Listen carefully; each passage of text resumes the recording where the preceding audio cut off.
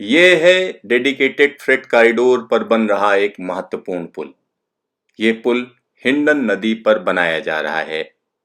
यहाँ पर 8 गर्डर रखे जाने हैं जिनका काम किया जा रहा है और यहाँ आप देख सकते हैं कि किस तरीके से बड़ी बड़ी क्रेनें काम कर रही हैं। और ये जो नज़ारा हम आपको दिखा रहे हैं, ये ड्रोन कैमरे के जरिए दिखा रहे हैं कि किस तरीके से इनको रखा गया। जब हम बात करते हैं रेवाड़ी से दादरी की, तो तकरीबन 128 किलोमीटर लंबा रास्ता है जिस पर ज़बरदस्त तरीके से काम किया जा रहा है। यहाँ पर जो आप पुल देख रहे हैं, ये वेब गर्डर ब्रिज है। वेब गर्डर ब्रिज है और इसके लिए हम कह सकते हैं कि पूरी तकनीक लगाई गई है और ये जो पुल बनाया जा रहा है ये 100 साल के लिए मुफीद है। यहाँ आप देख सकते हैं कि किस तरीके से नदी के पेटे में मिट्टी डाली गई और उसके बाद वहाँ पर भारी भरकम मशीनें ले जाई गईं। अगर हिंडन की बात करते हैं तो देखने में तो ये नाला लग रही है, लेकिन हिंडन कभी एक बड़ी नदी हुआ करती थी।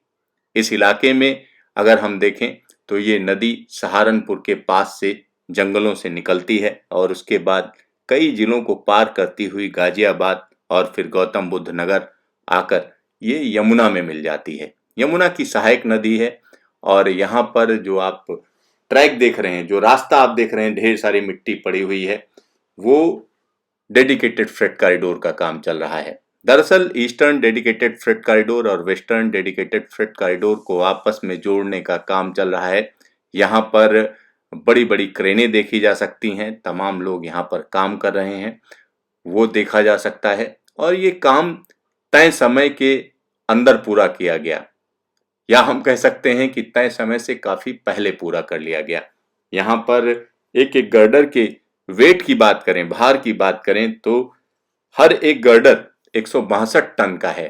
तो ऐसे 8 गर्डर इस पुल को बना रहे हैं। दादरी से रेवाड़ी के बीच का रास्ता 127 किलोमीटर लंबा है और इसका जो टारगेट रखा गया है वो मार्च 2022 तक इसको पूरा कर लिया जाना है। लेकिन यहाँ पर जिस तरीके का काम चल रहा है उसको देखकर यही लगता है कि ये काम पहले ही पूरा कर लिया जाएगा। यहाँ पर आप देख सकते हैं कि किस तरीके का काम है और ये जो गर्डर हैं, यानी जो वेब गर्डर हैं, ये पहले से ही प्री फैब्रिकेटेड होते हैं।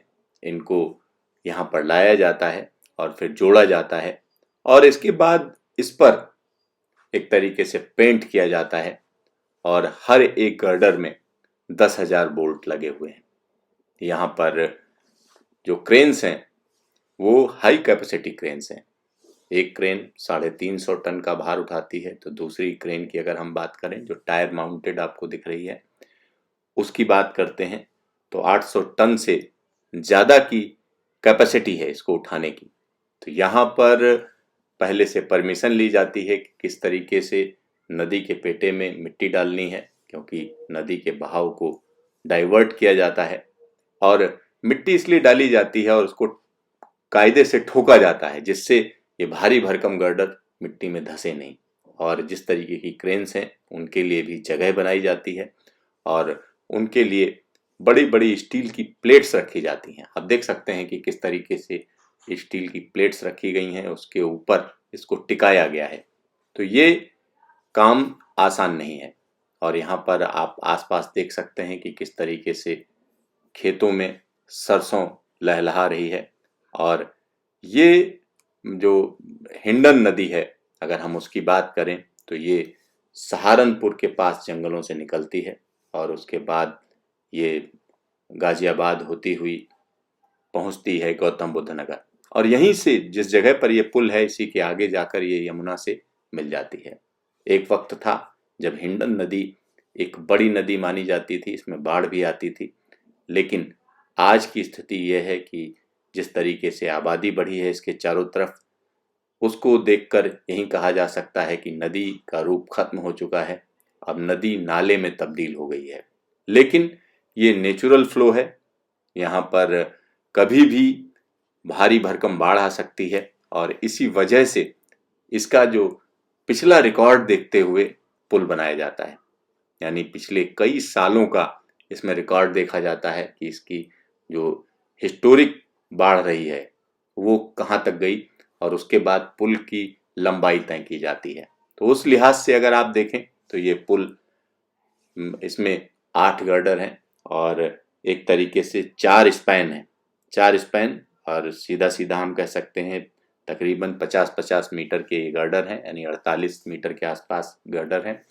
इसको अगर आप 4 से मल्टीप्लाई कर देंगे तो निश्चित तौर पर कहा जा सकता है कि ये 200 मीटर लंबा पुल है, तकरीबन 200 मीटर लंबा पुल है। पीछे आप देख सकते हैं कि नोएडा की मल्टी स्टोरीज दिख रही हैं, कई ऑफिसेज दिख रहे हैं, और यहाँ पर धीरे धीरे इन गर्डर्स को उठाया जाता है, क्योंकि इसकी पूरी की पूरी प्लानिंग की जाती है कि किस तरीके से इनको रखा जाना है, क्योंकि एक बार भी अगर आपने इसको गलत रख दिया तो उसके बाद काफ़ी नुकसान हो सकता है।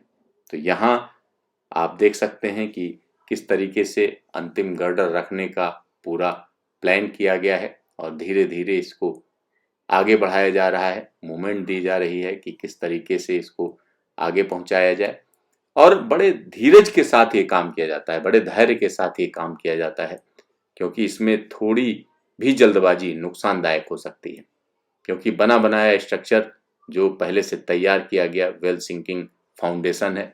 वेल सिंकिंग फाउंडेशन का आप मतलब समझिए तो होता ये है कि भारी भरकम कंक्रीट को धीरे धीरे करके जमाया जाता है, और वो कंक्रीट नीचे धंसती चली जाती है, और जहां पर वो टिकती है वहीं पर फिर उसका फाउंडेशन बना दिया जाता है। तो यहाँ अगर हम देखें तो ये वेल सिंकिंग फाउंडेशन है, और उसके बाद ये आगे की बात करें तो पूरा का पूरा जो इलाका है जहाँ से ये डेडिकेटेड फ्रेट कॉरिडोर होकर गुजरना है उसको अधिग्रहित किया जा चुका है, और दूर तक आप देख सकते हैं कि कहाँ से लाइन आ रही है और कहाँ जाएगी। और अगर हम गर्डर की बात करें तो गर्डर इस तरीके से इसकी क्वालिटी रखी गई है कि अगले 100 साल तक इसको इस पर गाड़ियां चल पाएंगी, ये पुल मुफीद रहेगा। साथ ही साथ इसमें डबल डेकर गाड़ियां निकल पाएंगी। तो एक तरफ दादरी में भी एक बड़ा हम कह सकते हैं कि जगह बनाई जा रही है जहां पर मालगाड़ियां के आने जाने की व्यवस्था की जाएगी, और अगर हम दिल्ली एनसीआर की बात करें तो यहाँ पर जो ड्राई पोर्ट हैं वो भी इससे जुड़ेंगे, क्योंकि फरीदाबाद की अगर हम बात करते हैं तो फरीदाबाद के पास से होकर ये लाइन जा रही है, और वहीं से हम कह सकते हैं कि जो ड्राई पोर्ट है तुगलकाबाद का उसको भी जोड़ा जाएगा इससे सिंगल लाइन के जरिए। यानी सामान को पोर्ट से उत्तर भारत तक लाने के लिए पूरी व्यवस्था की जा रही है। साथ ही साथ उत्तर भारत के जो इंडस्ट्रियल इलाके हैं, जैसे अगर हम गौतम बुद्ध नगर की बात करें, नोएडा, ग्रेटर नोएडा की बात करें, तो ये इंडस्ट्रियल बेल्ट है, इसको माल की आवाजाही के लिए आसानी हो जाएगी। अब देखिए किस तरीके से रात में ये गर्डर पूरी तरीके से रखा गया और इस काम को कंप्लीट किया गया, और ये जब काम कंप्लीट हो गया उसके बाद यमुना के पुल के काम को कंप्लीट किया गया। तो हिंडन नदी पर ये पुल कैसे बना इस कहानी को हमने आपको दिखाया, और ये ड्रोन कैमरे के जरिए आप देख रहे हैं। इसमें बड़ा स्लो मूवमेंट है, धीरे धीरे मूवमेंट है, जिसको बड़े गौर से अगर आप देखेंगे तभी समझ पाएंगे। और ये अंतिम गर्डर जब रखे गए तब का नज़ारा हम आपको दिखा रहे हैं कि किस तरीके से इनको रखा गया। और दूसरी बात यह है कि ये डबल लाइन है, सिंगल लाइन नहीं है, डबल लाइन है डेडिकेटेड फ्रेट कॉरिडोर की। ईस्टर्न डेडिकेटेड फ्रेट कॉरिडोर और वेस्टर्न डेडिकेटेड फ्रेट कॉरिडोर को जोड़ने वाला ये पुल है दादरी से रेवाड़ी के बीच में। रेवाड़ी की बात करते हैं तो रेवाड़ी के आगे हम कह सकते हैं रेवाड़ी, मदार, पालनपुर, फिर आगे JNPT तक ये लाइन जा रही है।